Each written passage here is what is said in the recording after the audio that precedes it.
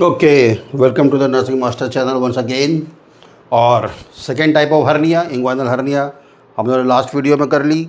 अब आज हम करेंगे फीमोरल हर्निया। छोटा छोटा सा है, बस आपको इतना समझना है कि इंग्वाइनल हर्निया इंग्वाइनल कैनाल से निकलती है। तो डायरेक्ट क्या होता है, indirect inguinal hernia. Direct inguinal hernia posterior wall यानी कि जो मसल की वॉल बनी है वहाँ से लूप ऑफ इंटेस्टाइन डिसेंड होता था। इनडायरेक्ट इंग्वाइनल हर्निया में क्या होता था बेटा, लूप ऑफ इंटेस्टाइन जो है वो इंग्वाइनल कैनाल से होता हुआ स्पर्मेटिक कॉर्ड में घुस जाता था, यहाँ तक कि स्क्रोटम में भी चला जाता था। ठीक है। नाउ फीमोरल हर्निया, ये मैंने जो बनाया है, this is the diagram of pelvic floor. Pelvic floor, pelvic floor. अब उतना डिटेल बताने की आवश्यकता नहीं है, आप लोग एनाटॉमी पढ़े हैं, क्योंकि अब यहाँ पर आप लोग डिसऑर्डर्स पढ़ रहे हैं तो एनाटॉमी पढ़े ही होंगे। ठीक है। नाउ ये जो बेटा दिख रहा है, this is the femoral nerve. आपको पता है कि जितनी भी नर्व है, आर्टरीज है, वेन्स है, मोस्टली आर्टरीज एंड नर्व, वो हमेशा बोन के सहारे चलती हैं। हमेशा किसके सहारे चलती हैं? बोन के सहारे चलती हैं। मेरी बात समझ गए? तो यहाँ पर ये फीमोरल नर्व है, लाल वाली फीमोरल आर्टरी है, ये वाली फीमोरल वेन है। ये जो मैंने फीमोरल शीथ लिखा है, शीथ मतलब होता है कि मसल के ऊपर एक कनेक्टिव टिश्यू की कवरिंग होती है, जो बहुत ही स्ट्रॉन्ग कवरिंग होती है, फीमोरल शीथ है ये बेटा। ठीक है। This is a great saphenous when, या इसे लॉन्ग सेफेनस वेन भी बोलते हैं। जब कॉर्नरी आर्टरी बाईपास ग्राफ्टिंग करते हैं, उस कंडीशन में सेफेनस वेन को निकाल के ही वहाँ ग्राफ्ट किया जाता है। ठीक है। Here it is a femoral ring. This is difference then the inguinal ring. वो भी रिंग एक है क्योंकि वो टेस्टिस को उतारना है। यहाँ पर फीमोरल रिंग है। ठीक है। और ये क्या है बेटा, छोटी सी फीमोरल कैनाल यहाँ तो छोटी सी दिख रही है। अब इसी के अंदर इंटेस्टाइन क्या हो जाएगी, उतर आएगी। ठीक है। कारण बताएंगे, पहले आप डेफिनेशन समझ लो। A loop of intestine passes through the femoral ring. Now this is the femoral ring. और कहाँ तक डाउन चली जाती है? Down to the femoral canal. तो पूरा भुगा के भर गया उसी के अंदर। अब जब भर गया तो पिलपिला सा ऐसा गोला सा यहाँ पर ही इसके अंदर इंटेस्टाइन भरा रहेगा, पूरा लूप ऑफ इंटेस्टाइन ऐसे भरा रहेगा।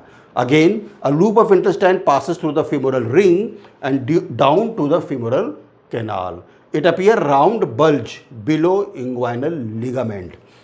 ठीक है। लिगामेंट जो बोन से मसल को जोड़ता है, पूरा बल्ज वहाँ तक चला जाएगा। एक मोटा सा पिलपिला जैसे उभरा हुआ दिखने लगेगा बल्ज। मैंने बताया है लास्ट वीडियो में, जो स्टार्टिंग मैंने हर्निया करी तो मैं सब कुछ बताया डिटेल में आपको, इसलिए उतना डिटेल इस पर नहीं चलेंगे।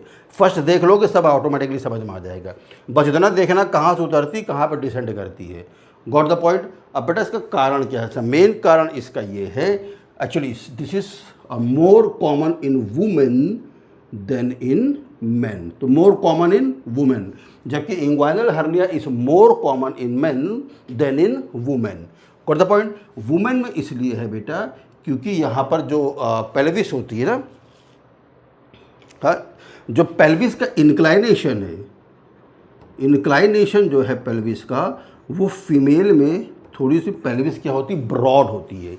पेल्विस इसलिए ब्रॉड होती है क्योंकि जैसे हमारे मेल में क्या है, पेल्विस उतनी ब्रॉड नहीं है, बस सिर्फ यूरिनरी ब्लैडर रखा हुआ है, लेकिन उनके में यूरिनरी ब्लैडर और यूट्रस दोनों ही चाहिए उनके पेल्विक कैविटी में। That is why the inclination of the pelvis differ in female then to the male. So that is why it is very common in the female. Got the point.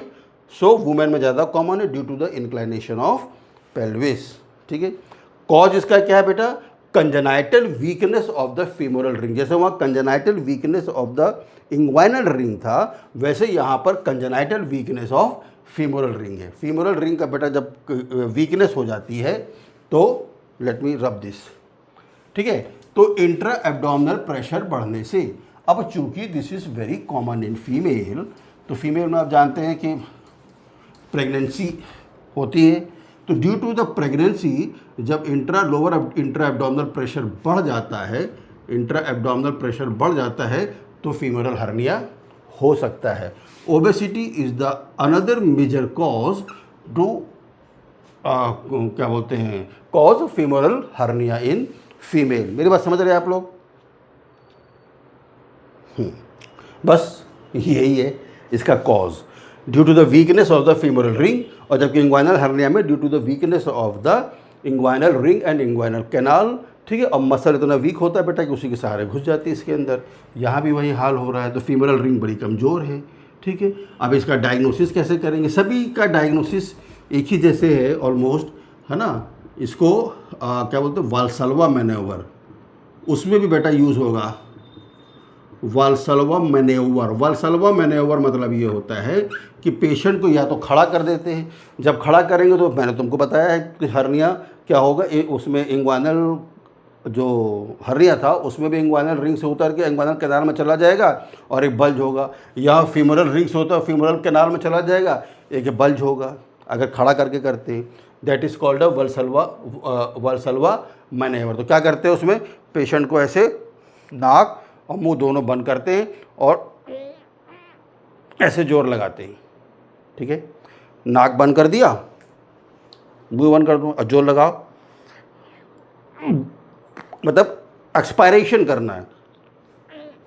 जैसे कभी कभी हमारे नाक block हो जाते, sorry कान block हो जाते, तो आप ऐसे करते ना, जब प्राक से खुल जाते हैं, तो दैट विल क्रिएट या increase the intra abdominal pressure और लूप भड़बड़ा सॉरी जो लूप ऑफ इंटेस्टाइन भड़बड़ा के चला आएगा नीचे और आप टेस्ट कर लोगे। एक तो ये है वाल्सल्वा मैन्योवर। दूसरा तुम अल्ट्रासाउंड करा लो, रूल आउट नहीं होता, सीटी स्कैन करा लो, हालांकि ये तो इसी में रूल आउट हो जाता है, मगर किताब में दिया तो पढ़ने की क्या परेशानी है, पढ़ लो क्या परेशानी है उसमें, ठीक है ना। मैनेजमेंट सबका बेटा सेम है, मैनेजमेंट सेम बा, इसको हटा दी। मैनेजमेंट सेम इसलिए बा क्योंकि इंग्वाइनल हर्निया जो है उसमें भी हर्नियोग्राफी हर्नियोप्लास्टी करते, और आजकल तो लेप्रोस्कोपिक भी करने लगते। स्ट्रैंगुलेटेड में लेप्रोस्कोपिक नहीं होती, इसमें भी स्ट्रैंगुलेट हो सकता है। स्ट्रैंगुलेशन मतलब ये होता है कि रिंग में जब इंटेस्टाइन क्या हो गई, फंस गई है और उस इंटेस्टाइन में ब्लड सप्लाई वो क्या हो गई, ऑक्लूड हो गई है।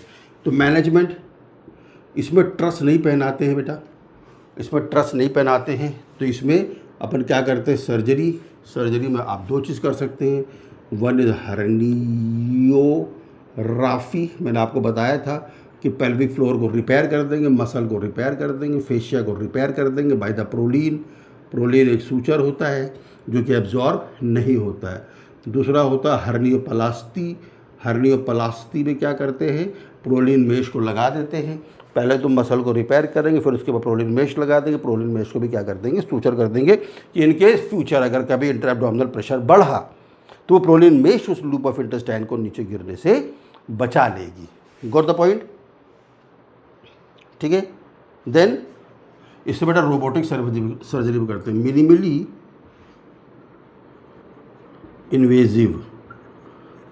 इन्वेजिव मतलब होता है कि लेप्रोस्कोपिक सर्जरी भी कर सकते हैं, और अगर बहुत हायर में जाओगे तो रोबोटिक सर्जरी भी इसके अंदर इस फीमोरल हर्निया के लिए कर सकते हैं, ठीक है।